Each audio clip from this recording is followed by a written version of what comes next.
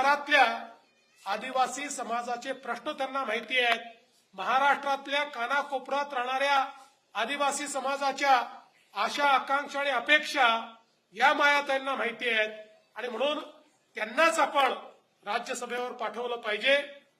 आणि खऱ्या अर्थानं मायाताईंनी हा देखील एक नवीन रेकॉर्ड केलाय की आपल्या राज्यातनं त्या एक प्रकारे पहिल्याच अशा प्रकारच्या आदिवासी महिला आहेत, गोंड समाजाच्या महिला आहेत की ज्यांनी त्या ठिकाणी राज्यसभेमध्ये त्या आज खासदार म्हणून त्या ठिकाणी गेलेल्या आहेत आणि पुढच्या काळामध्ये उत्तम प्रकारे त्या ठिकाणी काम करतील याबद्दल माझ्या मनात शंका नाही.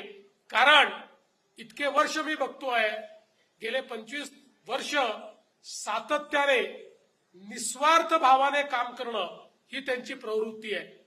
कधी स्वतःचा विचार केला नाही तर समाजाचा विचार करायचा असा जो निस्वार्थ भाव आहे हा अत्यंत महत्वाचा आहे.